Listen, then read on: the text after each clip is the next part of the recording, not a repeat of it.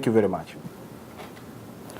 Welcome back again to the Diaspora, a radio show, the Kenya Diaspora Radio and Television, taking the bull by the horn. And again, we have Mheshimiwa Ekwe Ethuro, the Senate Speaker of the Republic of Kenya. Now we've got a few questions again. We want you to tell the Kenyans in the diaspora and also in Kenya and to the world, the ones who are watching online right now. There is this question here about the diaspora drafting bills or giving suggestions, and then they are supposed to be brought to the Senate. Are you ready to take this bill, Mheshimiwa? Oh, we'll be more than ready to receive proposals, suggestions, even draft bills from any quarter, and particularly from the diaspora. Because we know a number of you are professionals on your own right. You have acquired a lot of experiences, and I think there is no harm in a country also benefiting from that kind of resourcefulness. Two is the language of the Constitution really now is about participation, you know, sharing. You can petition any House of Parliament on whatever issues you want to bring on board. So that should not even be the question. The question should be when. We are ready. We didn't know actually that it's possible for us to draft them and bring them over. So we'll do that. Now that you know. Thank you very much. Yes. Okay. Now let's talk about the Jubilee's achievement and the scorecard. You've been talking about some of the projects you have initiated, and some of them are underway, but we are not seeing any headway, especially the laptop, the railway is still a problem to us. What about it, Honorable Speaker? Sometimes I think as human beings, we tend to focus on the few negatives, and we forget to see the bigger picture that is really positive. Okay. This is a government that has been in place for, as I said, you can say 1.5 years. And of course, there were the court processes after elections, all these things. There is translating the manifesto into policy. You have the process of a democracy in the sense of what counties can implement, what national parliament government can implement, and then all that must also go through the legislatures, both at the county level and the national level. But what really I would like Kenyans to appreciate, another members of the international community, is that we have actually a very dynamic duo that is thoroughly committed to taking Kenya to the next level in terms of double-digit economic growth rate, in terms of reducing the cost of the power tariffs. You know, electricity has made us not sufficiently competitive. Production is still limited. You are talking about 1,500 megawatts since independence, the last 50 years. But this administration is committed to make production of electricity reach 5,000 megawatts in just 3 years. So you can imagine what we are unable to do in 50 years. The government wants to do it in, triple that in like the 5-year mandate they have. And already, you know, like anything, the first time is really to put structures in place. We want to reduce unemployment, and that's why programs have been rolled out on youth employment, including the WESO Fund, which is targeting the youth and the women. That's already 6 billion for starters. We are already talking about the procurement process, and we have put laws in place to make it easier for our youth to acquire those government tenders, and so that they can now be able to engage in business and create their own employment. The other sector, of course, is the infrastructure. You have the standard gauge railway line. That one has actually started. it's a very ambitious program. It's going to turn around the cost of transportation, and not only just for Kenya. You're talking of a railway line that's going all the way to southern Sudan. You are going to Uganda, Rwanda, Burundi. So you are already, that deals with the improvement on the southern corridor. You have already the LAPSET project, which is now being scaled up, which is going to be a pipeline. We have advertised for the pipeline already, all the way from Muhima Hills in Uganda to Lokichar in my native Turkana County, and then all the way to Lamu.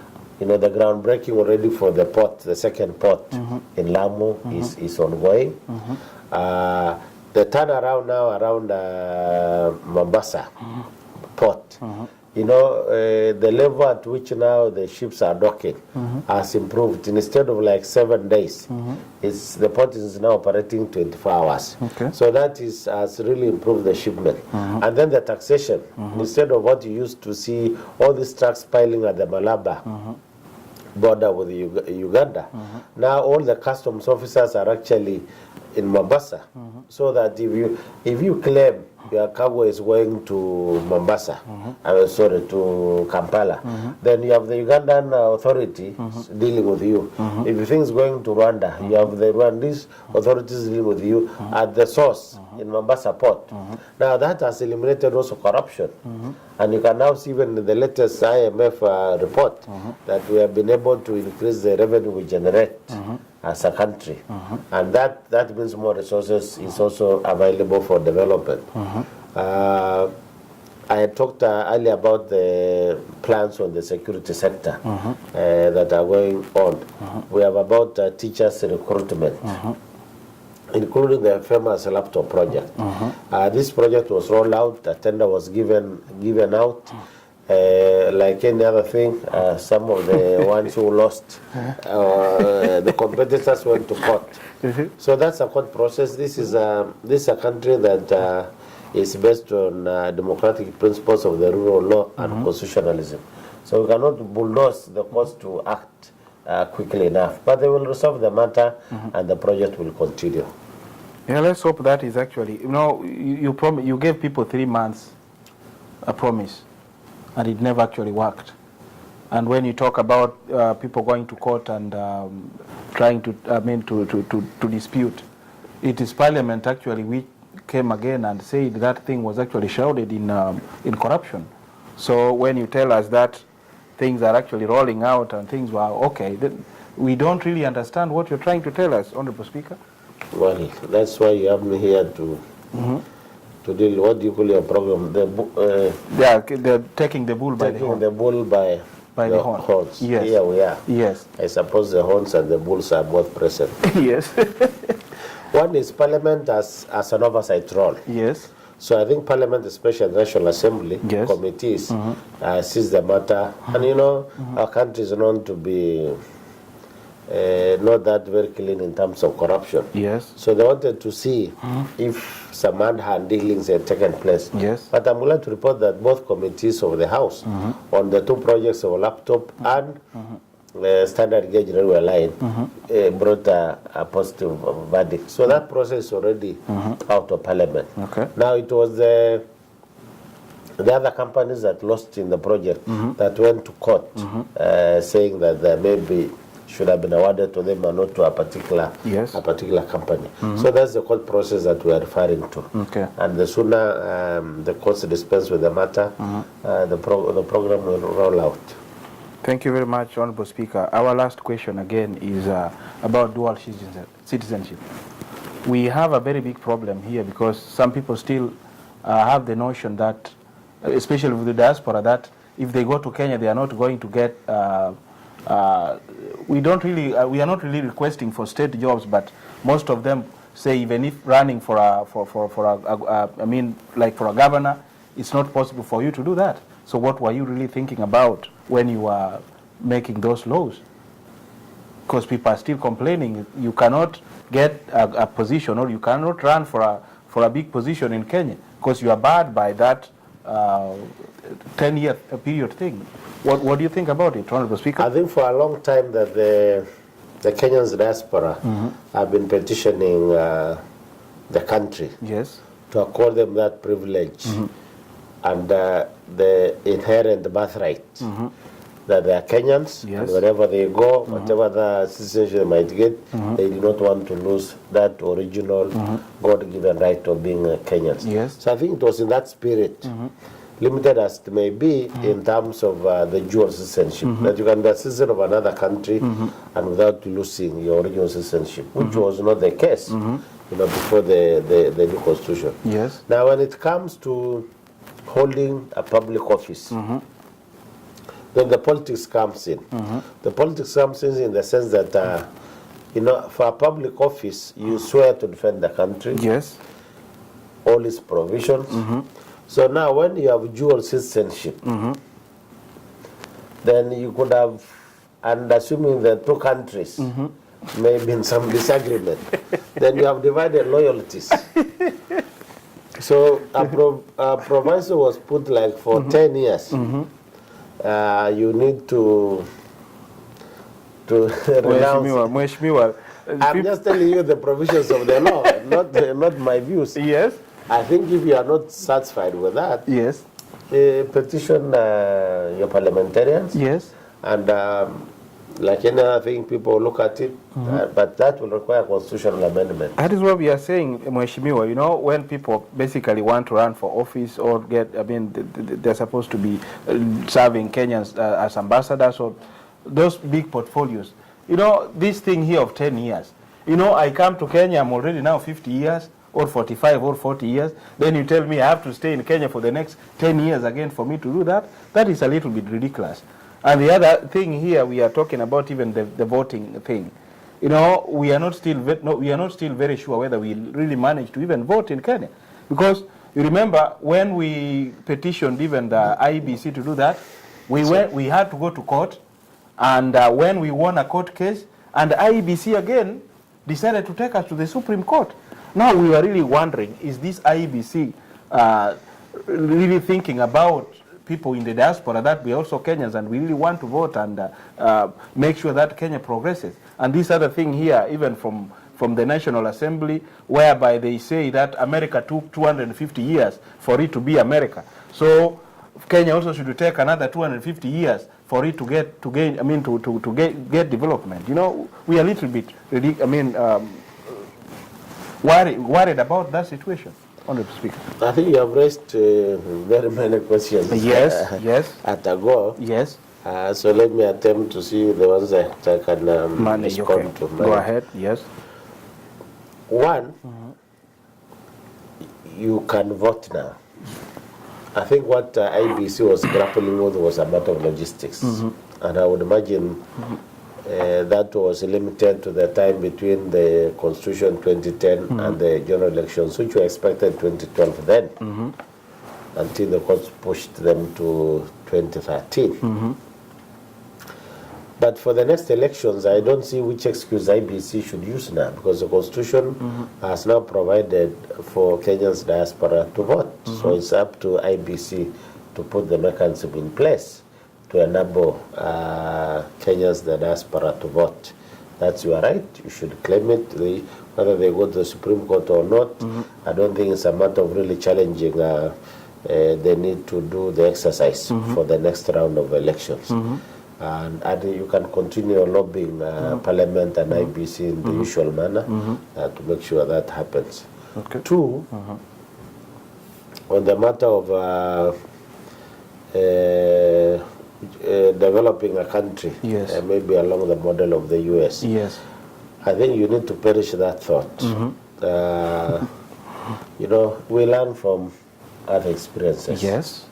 That's why you hear our honorable MCAs going on benchmarking trips, members of the Senate and members of the National Assembly. This week we have been here to learn on what we call the National Conference of State Legislators, how they organize their issues, and then once a year they come together and be able to look at issues that affect legislation, how to protect an institution of parliament and democracy. These are all good things. We don't need to take 200 or 300 years. That is what we learn want. what has already been happening. That is that one has come from you, Mheshimiwa, because you love your country. But most of the people tell us that. Thank you. Go ahead, Mheshimiwa. No, I think, well, you know, they also say if all of us were agreeing always, and some of us are not needed. Surely. So the views are different, but my view is that, and I think this is a majoritarian view, and it makes sense, it's logical. Sure. That we don't need to reinvent the wheel. Sure. What has been happening elsewhere, if it is good with some modifications and adaptations, then we adapt in our situation. Sure. And so that to me is the spirit in which we are going to look at. And you must also appreciate that given now the new kind of experiment of the devolution, we have 47 counties, Yes. where we expect development to be taking place literally simultaneously. Sure. That's why I'm very optimistic about our country, that we are really going to realize the targets that the government has set itself. Yes. And that Kenyans are hardworking people. We have a robust financial system. So all the challenges that we have been having actually will be on the issue of insecurity and terrorism. A bit of it is external. So we need now to rope in the other international actors. Yes. In that process, we have managed to deal with the issue of the Indian Ocean piracy. So I'm convinced that even this one of Al-Shabaab, Yes. will be able to be dealt with it decisively. Okay. So on the issue of infrastructure, we have already plans in place. We talked about standard gauge railway line and the LAPSET project. If this also take off, really, we have every reason to be proud. And also, finally, that our country has been blessed with the natural resources. Yes. You know, the oil and gas sector is very, very promising. So in the next couple of years, 3 to 5 years, we should be producing our own oil, and that should also be able to generate sufficient resources for us now to put into development. Thank you very much. We are very privileged to have hosted you again, Honorable Speaker. If you've got any closing remarks. Much. Maybe my last words is that especially to the Kenyans in diaspora, that you have made your country proud as Kenyans out here who have always engaged yourself in very good conduct. That is the best way in which you can sell your country. You are our finest of the ambassadors, and please keep it up. Be interested in the issues back home, because you have no other home but Kenya. And so if it burns, your home has burnt. Okay. If it prospers, you prosper. Thank you. Thank you very much, Honorable Ekwe Ethuro. Greet our people in Kenya. Asante. Tell them we love them. Tell them we want to work for Kenya. And if there are ways and means we can help you, please don't sit back. Just tell us, and we'll be ready to work together with you. Thank you very much. Thank you. Most welcome. Thank you.